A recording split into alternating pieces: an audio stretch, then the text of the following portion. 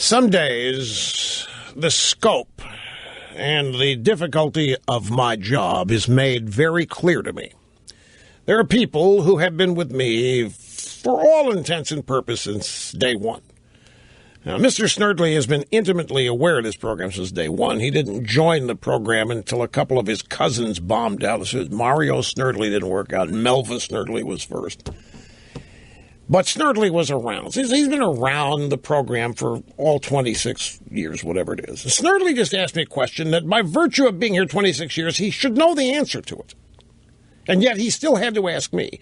And this tells me if somebody that's been here every minute, other than vacations, of course, of the past 26 years and still doesn't know the answer to this, then what can I expect audience members who cannot spend that much time with the program to understand? And it just makes it obvious how difficult the task is here. The question that Snerdley asked me is, can you tell me why this Bruce Jenner story is getting so much attention? Yes, but you should not have to ask me that. If you were just... Now, I realize you can't listen every minute of the program because you're screening, and you might miss profundities and salient points during such times, but I say things more than once, so the odds are you do. When I mention this, you'll remember me having said it. The fact that you have failed to connect it to your own question is what's interesting to me. Do you recall last week and the week prior that I observed the gay community has pretty much peaked in terms of protest, anger, and agitation because they've succeeded. Gay marriage is happening. Young people seem to be totally in favor of it. If you look at pop culture television, you cannot watch a single TV show where there is not gay affection, gay sex, gay love. Well, it's common now.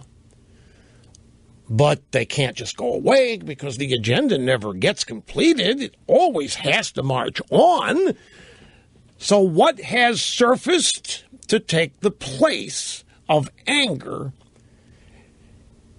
and protest in the gay community? It's the transgender community. The transgender community is the gay community of 10 years ago. The transgenders are now, they've taken the place of gays who were discriminated against and made fun of and laughed at and so forth. So the transgenders are now occupying the position in the political spectrum where the militant homosexuals occupied 10 years ago. Well, that alone should tell you why it's a big story. Because what Bruce Jenner is engaging in here is transgenderism, is it not?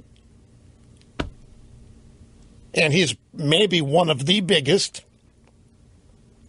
transgenders in terms of name recognition and credibility. I mean, he's a gold medal winning Olympian in, I think, the decathlon.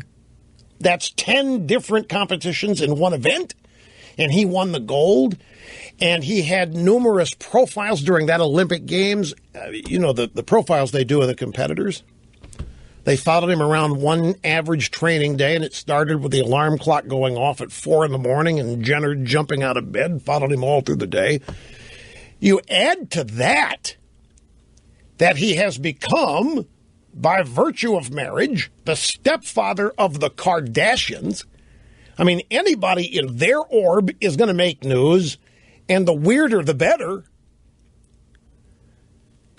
The question is not, why is Bruce Jenner such big? Now, are you asking me, why is the Bruce Jenner story so big with the public or with the media?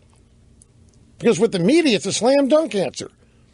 This fits everything the media wants to do in terms of turning the culture upside down, redefining what normal is, getting revenge against the majority for all of these decades of discrimination and mockery and disapproval, and all these religious fanatics judging other people simply because of, quote, who they love, unquote. Bruce Jenner helps to unlock the rage and anger. Now, he made a mistake in the interview with Diane Sawyer. Well, I don't mean to make a mistake, but he announced that he's a Republican. So whatever good vibe he was going to get from coming out, he just destroyed. You ought to see what happened to him on Twitter. You ought to see the Twitterverse after Jenner announced that he's a Republican. Love went to instant diabolical hate and rejection. People who previously applauded him for his bravery. Hell, you want to see the sports drive-bys? They're so orgasmic about this, they can't contain themselves until he said he was a Republican. Now they're prepared to throw him overboard. They were calling him brave and courageous, and more people need to take this step. Now we've got interviews with the first wife. Yeah, he told me he really liked to wear my dresses. And we're getting interviews with the second one, the Lyndon Thompson. Yes, I've known this, but I didn't go public with it. So apparently, the news that we're getting is that Bruce Jenner has been oriented toward the female, and the chop it off me, 40 years.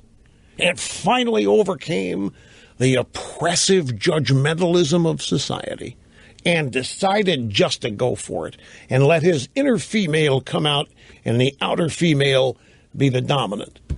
And there was applause because anything to upset the Christians, Mr. Snerdley, anything to upset the religious right, anything to upset these damn conservatives and Republicans that believe in their precious social issues.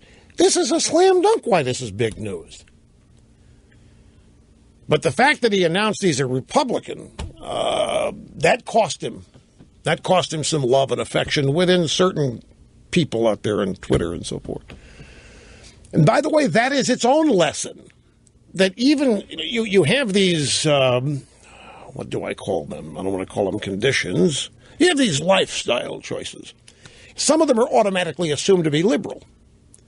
Single mother, single parent, gay, automatic Democrat, right? Automatic liberal. Transgender, automatic liberal. Bruce Jenner comes out, I'm a Republican. We now don't care that you're transgender because the fact that you're a Republican is yuck. How could you dare? You can't be a legitimate transgender and be a Republican. You should see some of these tweets. Which, as I say, is a lesson into itself about, what can the Republicans do to reach these people? Nothing. There's literally nothing. Call it whatever you want. The brand is so destroyed, however you want to explain it or categorize. Look at Ted Cruz and these guys that own the gay hotel.